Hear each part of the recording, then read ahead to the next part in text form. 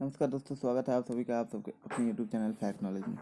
दोस्तों, जैसा कि आप सबको पता है कि सीटेट के जो हम लोग तैयारी यहाँ पर जोरों शोरों से कर रहे हैं इस चैनल पे। और इस चैनल पे जो भी आपको क्वेश्चंस दिए जाता है वो काफ़ी ऑथेंटिक और काफ़ी अच्छा लेवल होता है उनका, जो कि आपको एग्ज़ाम्स में, वो तो आप एग्ज़ाम जब दोगे तो आपको पता चलेगा कि क्वेश्चंस कैसे आपको उपलब्ध कराया गया है। क्योंकि जब आप क्वेश्चन करना जरूरी नहीं, क्वेश्चन की क्वालिटी अच्छी होनी चाहिए, क्वेश्चन कराने का तरीका वगैरह यहाँ पे आपको स्टैंडर्ड तरीके से कराई जाती है। तो अगर आप एक चीज़ मैं कहना चाहूँगा, अगर अपने चैनल को सब्सक्राइब नहीं किया तो प्लीज़ सब्सक्राइब कर लीजिए। चलिए बढ़ते हैं आगे, डायरेक्ट क्वेश्चन पे बढ़ते हैं। आज मैं आपके लिए लेके आया हूँ पैडागोजी के कुछ इंपॉर्टेंट क्वेश्चंस। ठीक है, तो चलिए देर न करते चलते हैं सीधे क्वेश्चन पे। पैडागोजी के मोस्ट इंपॉर्टेंट क्वेश्चन आंसर हम लेके आया जीरा। चलिए, पहला प्रश्न है, पियाजे के सिद्धांत के अनुसार निम्नलिखित में से कौन सा व्यक्ति के संज्ञानात्मक विकास को प्रभावित नहीं करेगा? तो कौन सा करेगा? ऑप्शन देख लेते हैं। ऑप्शन है सामाजिक अनुभव, परिपक्वन, थर्ड ऑप्शन है क्रियाकलाप, फोर्थ ऑप्शन है भाषा। तो कौन सा नहीं करेगा? तो यह आंसर हो जाएगा ऑप्शन नंबर हमारा 1, यानी कि सामाजिक अनुभव। देख लेते हैं आंसर 1 होगा ऑप्शन सामाजिक अनुभव। ठीक है, देखिए क्या कि मैंने आपके कहा अनुसार स्लाइड वाइज तैयार किया है। पहले क्वेश्चन है और अगले साइड पे आंसर है। इसकी पीडीएफ आपको जो है हमारे वेबसाइट पे मिल जाएगी। वीडियो के डिस्क्रिप्शन में वेबसाइट का लिंक दिया होगा। नहीं भी अगर वेबसाइट का लिंक मिले तो आप गूगल पे सर्च मार सकते हैं www.allsolutionsco.xyz करके आप सर्च मारेंगे, आपको तुरंत मिल जाएगा। ठीक है,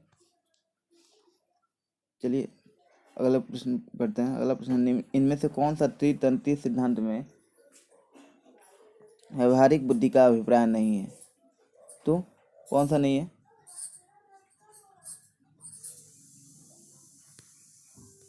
ऑप्शन है हमारे केवल अपने। सेकंड ऑप्शन है इस प्रकार के पर्यावरण का चयन करना जिसमें आप सफल हो सकते हैं। थर्ड है पर्यावरण के साथ अनुकूलन करना। फोर्थ है पर्यावरण का पुनर्निर्माण करना। तो क्या हो जाएगा इसका करेक्ट आंसर? इसका करेक्ट आंसर होगा, जल्दी से जो भी आंसर आपको लगता है वो अपने कमेंट बॉक्स में लिखिए मुझे। ठीक है, और कमेंट बॉक्स में लिखने के लिए आप जो ABCD ऐसे नहीं लिखिएगा, आप लिखिएगा जैसे 2 नंबर क्वेश्चन है तो 2 लिख करके तब अपना ABCD या फिर 1 2 3 4 जो लिखना होगा लिखिएगा। ठीक है, तो इसका करेक्ट आंसर होगा ऑप्शन नंबर 1, यानी कि केवल अपने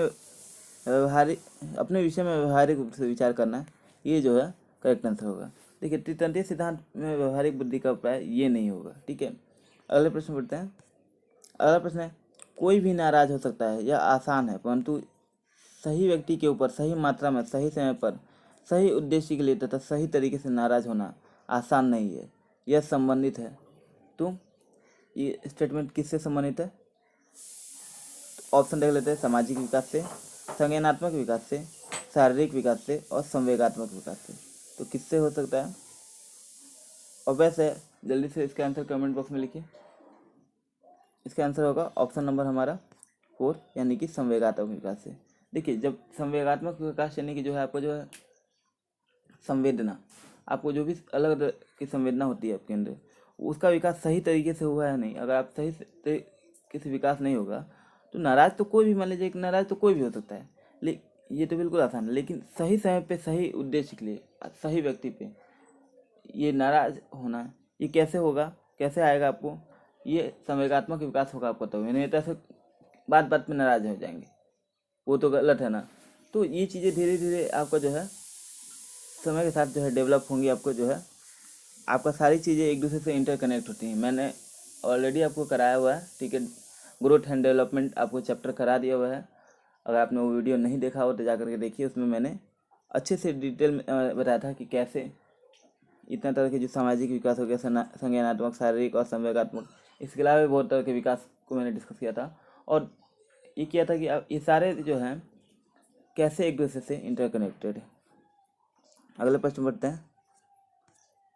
अगला प्रश्न है, अधिगम्य आकलन किस लिए आवश्यक होता है? ऑप्शन है जांच परीक्षण के लिए, प्रेरणा के लिए, पृथक्करण और सरलीकरण के उद्देश्यों को प्रोत्साहित देने के लिए। और फोर्थ है ग्रेड एवं अंकों के लिए। तो सबसे पहले अधिगम में आकलन जो है क्यों जरूरी होता है इसके लिए, तो ये फोर्थ ऑप्शन तो सीधे कट करेंगे। क्यों? क्योंकि ग्रेड और अंक के लिए तो कभी भी आकलन या मूल्यांकन तो होता नहीं है, ठीक है। तो क्यों होता है, तो जल्दी से आंसर कमेंट बॉक्स में लिखिए। आपको क्या लगता है 1 to 3 में से कौन सा आंसर होगा? क्योंकि फोर्थ नंबर तो मैंने बता दिया कि ये नहीं होगा, ठीक है। तो आकलन किस लिए होता है? ऑप्शन नंबर हो जाएगा हमारा 1, यानी कि जांच परीक्षण के लिए। जांच परीक्षण के लिए मतलब जांच परीक्षण के लिए कि बच्चा जो है कितना उसका अधिगम हुआ, कितना उसमें इम्प्रूवमेंट हुआ है, और कहाँ कहाँ हम मतलब हमारे शिक्षा जो पद्धति हमने जो यूज किया है उसमें कहाँ कमी रह गई है, हमारे जो पढ़ाने का तरीका में मुझे कहाँ इम्प्रूवमेंट करने की ज़रूरत है, और बच्चे को और कितना जो है हमें मेहनत करना होगा बच्चे को अधिगम कराने के लिए। ये सारी चीज़ों के लिए जांच परीक्षण के लिए जो है आकलन होता है, ठीक है, अधिगम का। अगले प्रश्न पढ़ेंगे। अगला प्रश्न है प्रचलित योजनाओं में नई जानकारी जोड़ने को किस नाम से जाना जाता है? तो प्रचलित योजनाओं में नई जानकारी जोड़ने को किस नाम से जाना जाता है? ऑप्शन है साम्य धारण, आत्मसातकरण, थर्ड ऑप्शन है संगठन, और फोर्थ है समायोजन। देखिए ये क्वेश्चन मैंने आई थिंक मैंने ये क्वेश्चन कराया हुआ है। ये क्वेश्चन शायद प्रीवियस ईयर का क्वेश्चन है, और मैंने ये क्वेश्चन कराया हुआ है आपको। हाँ, बस उसमें था क्या कि मैंने उस समय इंग्लिश ऑप्शन पे ले लिए थे। इंग्लिश ऑप्शन थोड़े आसान होते हैं, ठीक है। तो हिंदी मीडियम में थोड़ा सा परेशानी होती होगी आप लोग को, ये सारे ऑप्शन थोड़ा टफ लगते हैं। इंग्लिश में ये सब ऑप्शन बहुत ही आसान लगते हैं। तो प्रचलित योजना में नई जानकारी जोड़ने को किस नाम से जाना जाता है? ऑप्शन हो जाएगा कौन सा सही होगा, जल्दी से कमेंट बॉक्स में लिखिए। इसका आंसर होगा ऑप्शन नंबर बी, यानी आत्मसातकरण। देखिए आपका ये कहना क्या चाह रहा है, कहना चाह रहा है कि अगर मान लीजिए कोई आपका थॉट है या फिर कोई आपने कोई चीज़ सीखा है, ठीक है, आपने सीखा हुआ दिमाग में आपके है, अब उसमें कोई चीज़ नई चीज़ जोड़ें। जैसे कि मान लीजिए कि जो है आप एक बच्चा पढ़ना शुरू करता है, ठीक है, या फिर आप ही जो है सीटेट की तैयारी कर रहे हो, ठीक है, आपने जो है पुरानी शिक्षा नीति वगैरह के बारे में अच्छे से अध्ययन कर लिया। अब क्या हुआ, नई शिक्षा नीति आई, ठीक है, तो नई शिक्षा पूरा शिक्षा नीति अपने सिलेबस वगैरह पढ़ा हुआ है, सब चीज़ ऑलरेडी पढ़ा है। अब नई शिक्षा नीति को भी इसमें ऐड करना है, ठीक है, आपने पढ़ा वो चीज़ समझा, तो वो चीज़ आपके दिमाग में ऑब्वियस है नई जानकारी जुड़ी। तो नई जानकारी जुड़ी उसको क्या कहेंगे? उसको कहेंगे आत्मसात कर, यानी कि आपने उस जानकारी को जो है आत्मसात कर लिया, एसिमिलेट कर लिया। अगले प्रश्न पढ़ेंगे। हम सभी अपनी बुद्धि, प्रेरणा, अभिरुचि आदि के संदर्भ में भिन्न होते हैं। हम सभी अपनी बुद्धि, प्रेरणा, अभिरुचि आदि के संदर्भ में भिन्न होते हैं। यह सिद्धांत संबंधित है। तो किस सिद्धांत से संबंधित है? ऑप्शन देख लेते हैं। बुद्धि के सिद्धांत से, वंशानुक्रम से, पर्यावरण से, और व्यक्तिक भिन्नता से। तो किससे है? तो आपको आंसर सीधे सीधे सामने दिख जा रहा है, किससे होगा? जल्दी से आंसर कमेंट बॉक्स में लिख दीजिए। अब इसका किसी को आंसर नहीं आएगा तो मुझे नहीं लगता कि वो सीटेट की तैयारी के प्रति सीरियस है, क्योंकि जो है मैं इतने टाइम से करा रहा हूँ और वो भी करते करते उसको अभ्यास हो गया होगा। एक चीज़ और बोलना चाहता हूँ कि आप लोग जो है जितना आप लोग प्यार दिखाते हो, जो सीटेट के जो टेस्ट सीरीज आपको दिया जा रहा है, आपके जो है सुविधा को ध्यान में रखें, ताकि बहुत से लोग नहीं अफोर्ड कर पाते हैं। इसलिए जो है हम लोगों ने मेहनत किया और आपके लिए हमें हर वीक उपलब्ध कराया जाता है। बीच में 2 वीक नहीं उपलब्ध कराया गया था, तो आपको जो है आप लोगों ने कमेंट करके काफ़ी बोला सर प्लीज़ कीजिए, तो फिर हम लोगों ने शुरू किया। लेकिन कुछ लोग जो है टेस्ट को जो है अटैम्प्ट कर रहे हैं, तो आप लोग सीरियस नहीं रह गए हो। आप लोग सीरियसनेस दिखाओ अपना, ठीक है, क्योंकि एग्ज़ाम जो है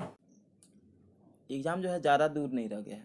एग्ज़ाम आपका सीटेट के एग्ज़ाम की घोषणा कभी भी हो सकती है, एकदम कभी भी। मतलब आप खुद देखिए कि जो है UPBEO का एग्ज़ाम का डेट आ चुका है, ऑब्वियस हो रहा है एग्ज़ाम, ठीक है, होगा ही एग्ज़ाम। और आपको पता है बिहार STT का एग्ज़ाम का डेट आ गया, तो ऐसे ही बाकी एग्ज़ाम्स भी धीरे धीरे अब होना शुरू हो गए, ठीक है। सीटेट भी एग्ज़ाम अपना ले लेगा, ठीक है, CBSE भी अपना एग्ज़ाम ले लेगा सीटेट का, और आप लोग धर के रह जाओगे। और एक बात समझ लो कि पुराने सिलेबस पे सिर्फ यही एग्ज़ाम में हो रहा है, इसलिए अच्छे से दे लीजिए, वरना अगले पैटर्न चेंज होगा, सिलेबस चेंज होगा, तो क्या क्या ऐड होगा ये थोड़ा कहना मुश्किल है, और थोड़ा सा आपको जो है उसमें ज़्यादा एफर्ट लगाना पड़ेगा, क्योंकि बोला गया है कि टेट और सी-टेट को जो है सुपरडेट किया जाएगा, NEP में बोला गया है। तो आप लोग थोड़ा सीरियसली पढ़ाई कर लीजिए। टेस्ट सीरीज को जो है, अगर आपको जो है, बहुत लोगों ने पिछली बार टेस्ट सीरीज में कम स्कोर किया था, 100% स्कोर नहीं किया था। ये देख कर मुझे बहुत निराशा हुई कि आप लोगों ने अपनी तैयारी जो है बहुत धीमा कर दिया है। 100%, बहुत से लोग 100% स्कोर करते थे, अरे नहीं भी स्कोर करते थे काफ़ी निकट तक पहुँचते थे। अगर 10 क्वेश्चन है तो 10 में 9 करेंगे, अगर 20 क्वेश्चन है तो 20 में 18-19 तो कर ही लेते थे। लेकिन अभी मैं क्या देख रहा हूँ कि 10 क्वेश्चन में से आप लोग 5-6 ऐसे कर रहे हो, ये बिल्कुल नहीं चलेगा। हाँ, हालांकि इस बार के टेस्ट सीरीज में आप लोगों ने अच्छा परफॉर्म किया था। खैर, बढ़ते हैं आगे। इसका करेक्ट आंसर क्या होगा, जल्दी से कमेंट बॉक्स में लिखिए। इसका करेक्ट आंसर होगा ऑप्शन नंबर 4, यानी कि व्यक्ति की विभिन्नता से। मैंने बोला था कि इसमें किसी को परेशानी नहीं होनी चाहिए। ऑलरेडी क्वेश्चन कराया हुआ है और ये क्वेश्चन एकदम आसान भी है। व्यक्ति की विभिन्नता सीधे बोल रहा है कि हम अपनी बुद्धि, प्रेरणा और रुचि आदि के संदर्भ में भिन्न होते हैं। तो ये सिद्धांत किससे होता है? तो सारी चीज़ों में अलग अलग व्यक्ति अलग अलग चीज़ों में भिन्न भिन्न हो सकता है। ये किससे है? व्यक्ति की विभिन्नता के सिद्धांत से है। अगले प्रश्न पढ़ेंगे। अगला प्रश्न है, वंचित समूह के विद्यार्थियों को सामान्य विद्यार्थियों के साथ पढ़ाना चाहिए। साथ पढ़ाना चाहिए। इसका अभिप्राय है, वंचित समूह के विद्यार्थियों को सामान्य विद्यार्थियों के साथ पढ़ाना चाहिए। इसका अभिप्राय है किससे? ऑप्शन देख लेते हैं। विशेष शिक्षा, एकीकृत शिक्षा, अपवर्जक शिक्षा, समावेशी शिक्षा। मुझे नहीं लगता किसी को इस आंसर में डाउट होना चाहिए, क्योंकि जो है मैंने ऑलरेडी ये टॉपिक करा दिया हुआ है। बिल्कुल कराया है ना?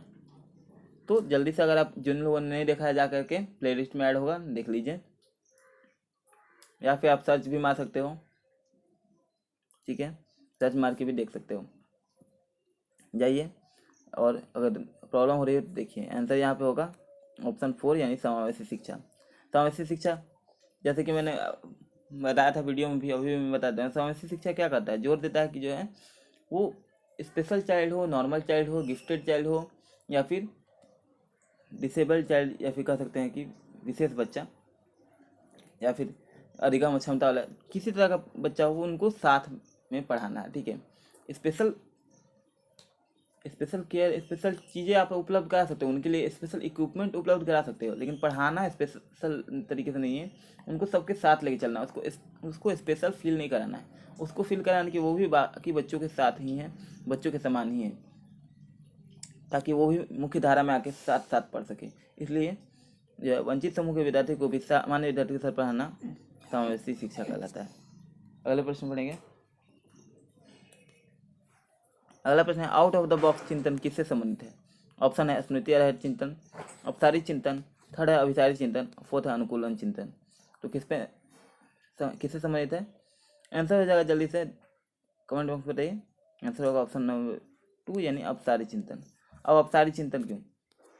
देखिए, औपचारिक चिंतन, देखिए आउट ऑफ द बॉक्स चिंतन यानी कि जो है, देखिए मैंने औपचारिक चिंतन, अभिसारी चिंतन आपको बताया हुआ है, एक बार फिर से बताता हूँ। औपचारिक चिंतन क्या होता है? औपचारिक चिंतन होता है, देखिए औपचारिक चिंतन क्या होता है, अलग अलग तरह के थॉट्स को जो है, देखिए अलग अलग तरह के जो थॉट्स हैं, ठीक है, आप अलग अलग दिशा में सोचते हो, अलग अलग दिशा में सोच रहे हो। ठीक है, वहीं पे अभिसारी चिंतन क्या होता है? अभिसारी चिंतन होता है आप अलग अलग दिशा से सोच रहे हो, लेकिन एक ही दिशा पे जो है फोकस कर रहे हो। तो क्या होता है अभिसारी चिंतन में? अभिसारी चिंतन में क्या होता है?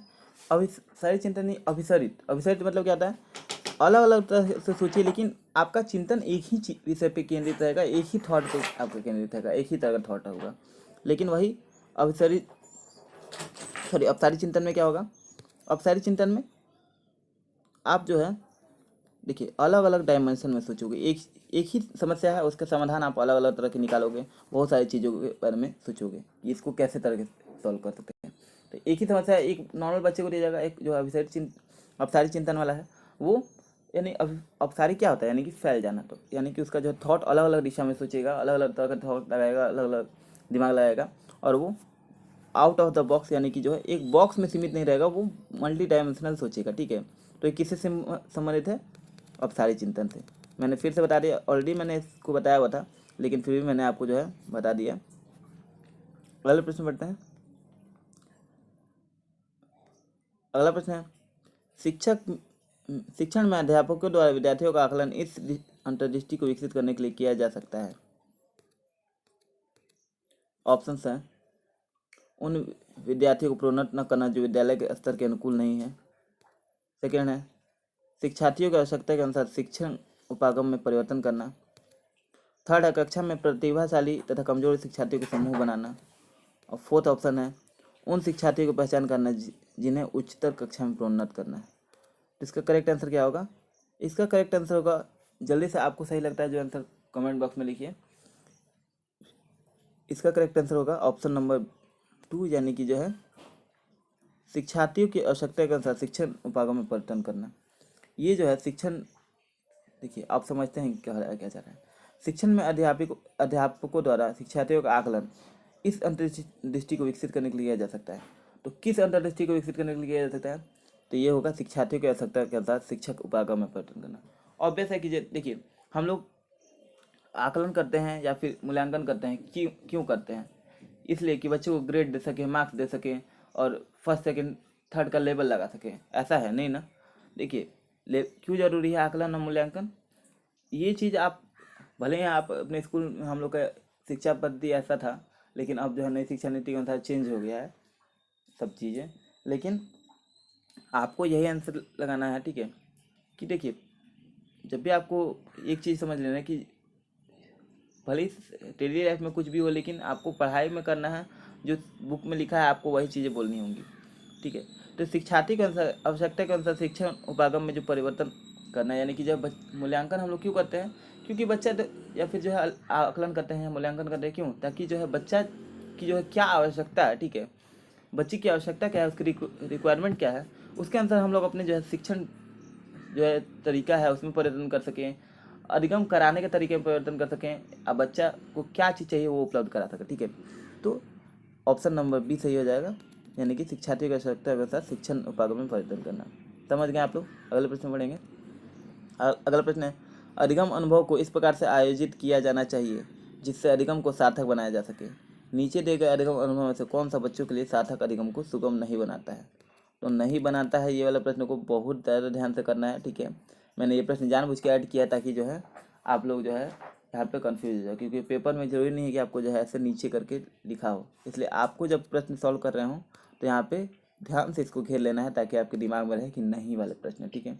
और ये बिल्कुल फ्री के नंबर होते हैं, बस आपको थोड़ा सा दिमाग लगाना होता है, आंसर आराम से निकल जाएगा। ऑप्शन देखते हैं। विषय वस्तु पर प्रश्न बनाना, प्रकरण पर परिचर्चा वाद विवाद, थर्ड है प्रकरण पर प्रस्तुतिकरण, और विषय वस्तु की केवल याद करने के आधार पर। तो इसका करेक्ट आंसर क्या होगा? इसका करेक्ट आंसर होगा ऑप्शन नंबर हमारा 4, यानी कि जो है विषय वस्तु की केवल याद करने के आधार पर। ये जो है करेक्ट आंसर होगा, मतलब ये जो है अधिगम को सुगम नहीं बनाता, ठीक है। अधिगम अनुभव के आधार अनुभव को क्वेश्चन क्या कर रहा है कि अधिगम अनुभव को इस प्रकार से आयोजित किया जाना चाहिए जिससे अधिगम को सार्थक बनाया जा सके। तो सार्थक बनाया जा सके तो कौन सा नहीं होगा? तो बाकी सारे ऑप्शन बिल्कुल सही हैं, ठीक है। कि विषय वस्तु पर प्रश्न बनाना, प्रकरण पर परिचर्चा, वाद विवाद, प्रस्तुतिकरण इत्यादि होंगे, लेकिन विषय वस्तु के केवल याद करने के आधार पर नहीं होगा, क्योंकि जैसे कि मैंने आपको ऑलरेडी बोला हुआ है कि कभी भी याद करना, रटना, रोट लर्निंग को प्रमोट नहीं करना, ठीक है। याद करना, रटना, इस चीज़ें को हम लोग प्रमोट नहीं करते हैं, और इन चीज़ों से रिलेटेड कोई भी अगर आता है प्रश्न तो वो निगेटिव एस्पेक्ट में होगा, ठीक है, उसको निगेटिव एस्पेक्ट में लेना है, ठीक है। अब प्रश्न में आपसे निगेटिव पूछता है तो निगेटिव चूज करना है, ठीक है। जैसे यहाँ पे है कि विषय वस्तु को केवल याद करने के आधार पर। तो कभी याद करना, याद हम लोग को नहीं कराना होता है, हम लोग को समझाना होता है बच्चे को, वो भी डेली लाइफ से रिलेट करके अगर समझाएं तो बहुत अच्छा होता है। क्यों? क्योंकि वो याद करेगा। रोट लर्निंग को हम लोग को प्रमोट नहीं करना है, सीधे रटा रटाया ऐसा चीज़ नहीं करना हमें जो है। तो इसका आंसर ये होगा, ठीक है। तो आप देखिए, कहने का मतलब ये है कि जो है वस्तु को हम लोग को रोट लर्निंग को प्रमोट नहीं करना है, और कभी भी जो है हमें चीज़ों को जो है याद करने को नहीं प्रमोट करना है, हम लोग को समझने, बच्चे को समझाने में फोकस करना है, ठीक है। और वो चीज़ों से रिलेट हो तो बहुत ही अच्छी बात है। तो मिलते, ये हमारा आज का लास्ट प्रश्न था। उम्मीद करता हूँ कि क्वेश्चंस आपको पसंद आए होंगे, वीडियो पसंद आएगा। वीडियो पसंद आया तो लाइक कीजिए, शेयर कीजिए अपने दोस्तों में, अपने कलीग्स में शेयर कीजिए। एग्जाम पे आप फोकस करिए, क्योंकि एग्ज़ाम में ज़्यादा दिन रह नहीं गए हैं। इस एग्ज़ाम को आपने सीरियस नहीं लिया तो अगली बार सिलेबस वगैरह चेंज हो गया और थोड़ा सा ज़्यादा टफ अगर हो गया, ठीक है, मैं आपको पता है ना कि मुझे डराने वाला बिजनेस नहीं करना है, ठीक है, मैं सिर्फ सही कर रहा हूँ। लेकिन देखिए, मेरा कंसर्न ये है कि ऐसा भी कोई ज़्यादा टफ नहीं हो जाएगा कि अगली बार आपसे निकलेगा नहीं। ऐसा नहीं है, क्यों नहीं निकलेगा, मुझसे भी निकलेगा, आपसे भी निकलेगा, हालांकि मुझे निकालना नहीं। लेकिन देखिए, मैंने ऑलरेडी जो है 3 बार निकाला है, ठीक है, तो और वो निकाला नहीं है, बल्कि अच्छे मार्क्स लाए हैं, टॉप किया हुआ है, ठीक है। तो मुझे इतना एक्सपीरियंस है कि देखिए, अगली बार अगर चेंज होगा अगर, ठीक है, तो वो आप लोग के लिए अभी के सिलेबस से तो थोड़ा सा टफ हो जाएगा, कि उसमें एक्स्ट्रा चीज़ें ही ऐड होंगी ना। अब एक्स्ट्रा चीज़ें ऐड होंगी तो आपको एक्स्ट्रा पढ़ना होगा, वो थोड़ा सा ज़्यादा टफ हो जाएगा। अभी सिलेबस आपका कम है, उस पर करिए, आपके पास पैटर्न अवेलेबल है, एग्जाम का पेपर उपलब्ध है प्रीवियस ईयर का, उसको देख के आप पैटर्न समझ पाते हो। अगली बार तो आपके पास पेपर पैटर्न भी नहीं होगा, जो भी सिलेबस चेंज होगा उसके अनुसार कोई पेपर आपके पास उपलब्ध नहीं होगा, तो परेशानी हो जाएगी आपको, ठीक है। तो इस बार थोड़ा सीरियस लीजिए और अपनी तैयारी पर फोकस कीजिए। मिलते हैं अगली वीडियो में, इजाज़त दीजिए। नमस्कार, जय हिंद, वंदे मातरम, भारत माता की जय।